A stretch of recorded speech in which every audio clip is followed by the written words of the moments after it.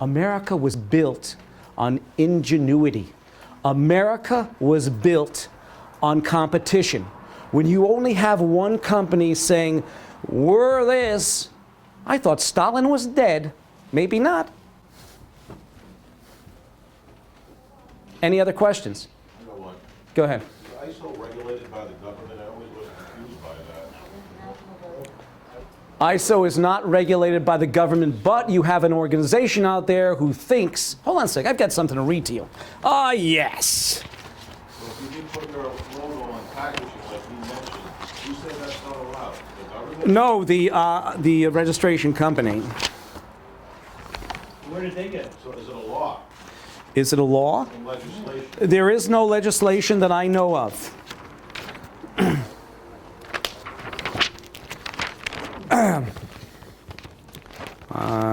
They do own their things, so they could probably tell you when and how you can use it. They do own, like, copy. Here we go. Ladies and... Yeah. Right. So they can Right. tell you. And you can only use it with their permission. So if he put it on his customer's packaging, who They said could, that? they could sue to say you're using it without my His own permission. company, his own company's logo? It's on the Yeah, stamp. no, Right. his own No, company, no. The ISO. But The other Right. thing.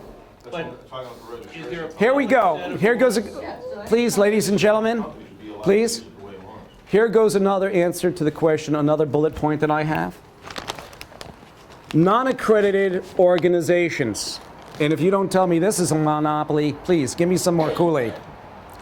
Occasionally, non-accredited organizations claim to be accredited or imply that they are accredited. ANAB takes all possible steps to rectify such misrepresentations. Isn't that a monopoly? Accredited by whom? Not accredited by, when they say non-accredited. Who knows? I don't know. Who knows? Do you know? Does anybody know? So if they say non-accredited, they're probably saying non-accredited by ANSI. That's exactly it. All right? By them You're put reading into that. reading into it. It doesn't say not accredited by ANAB. It says not accredited at all, So can that you- are falsifying themselves by saying that they are accredited by anybody. Can you be accredited by someone else other than ANAB? Yes, you Yeah, sure can. you can. I don't believe that. There are accreditation bodies in every nation of this world that is part of the ISO 9000 family. They are governed overall by an organization, I believe, in Belgium.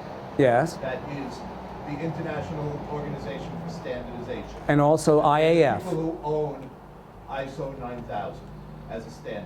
And it's also IAF. IAF. International Accreditation he sits on, which is ANAB. Now let me finish what I was saying. Okay, good. Give me a moment in answer to some of these questions. That body in Belgium grants through their accreditation the right of each nation to have a body that grants accreditation qualification downward. It's a hierarchical. Who accredits them? Who looks after them? The top body? Yeah. There's always somebody at the top, isn't there? Do you know No, who knows? Yeah, but who who? looks after them? This is like the college accreditation bodies. Who accredits them? Who says they Let me explain accredited? it as best I understand. Okay, You yes. Understand that this is what I They understand. This is understand not it. gold. They can say who's certified. There is an organization in Europe that has members from all participating countries, including the United States. The United States has their technical committee called TC 176, which is part of the ISO family. We help write ISO 9000, TC 176. Those are volunteer people that are not funded by anybody to be a part of this, okay? Not by name. Not funded by anybody. This is, they volunteer to do this. They seek support where they can from companies, businesses, and individuals so that they can participate in these activities by traveling to wherever the body is going to be meeting on their semi-annual basis or whatever it is. The groups that make the decisions on what ISO 9000 is going to be, and this is just one of the standards that they do this for, Right. then grants accreditation to bodies such as ANAB, who then filter it down to the organizations within the United States. In other countries, let's take England for instance, Has UKS. it has the country, the nation, the government owns that accreditation body. Here it is privatized, and it is overseen by ASQ. That's the best explanation I can give from a broad picture. I don't know the exact details, but it's a broad picture definition. So ANAB is granted that authority to accredit the bodies in the United States, the LRQAs and the DNVs and those companies. Okay? Thank you. And you can become accredited by them too, or choose not to be accredited by them. And if you are accredited by them, then it's filtered through from the Belgian group all the way down. Follow? I follow. Okay. Thank you. So there is no restriction on you doing business unaccredited or accredited. And as I said before, Then, hold on, ANAB why- has no problem with you doing what That's you do. wrong, you're I was wrong. here to support you, sir. You're wrong. What about Oasis? Why can't I get into Oasis? I cannot answer that. I never heard of the term Oasis till I walked in this room, until you started talking Oh about it. my God! And I This is don't know- Fine. exactly why it's convoluted the system. But, sir, Because you've been in quality for how many years and you don't understand that? No, Oasis? No. From what I heard today from the gentleman right here, from yourself, from several others, Oasis is a database that is governed by a professional society, SAE. Which is interrelated with ANAB. Excuse me, let me finish, okay?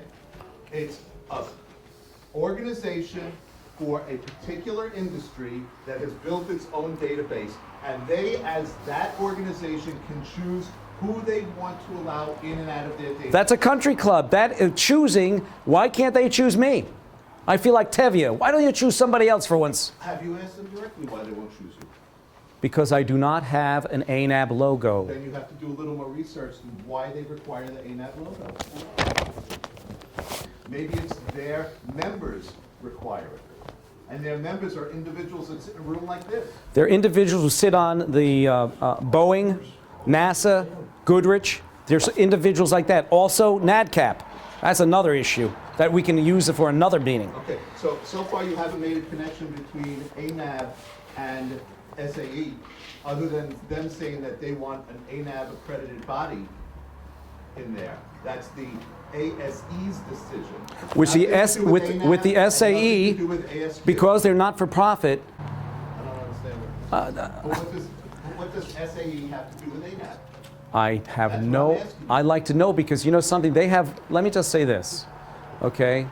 There have been other tries at what I'm doing, from what I understand, and ANAB has crushed those people. Said that they weren't official. Okay, they have crushed them. All right, because they have a bigger wallet. All the documentation. All their documentation. All the documentation for the aerospace industry belong to SAE. SAE. Correct. Okay, what does that have to do with ANAB?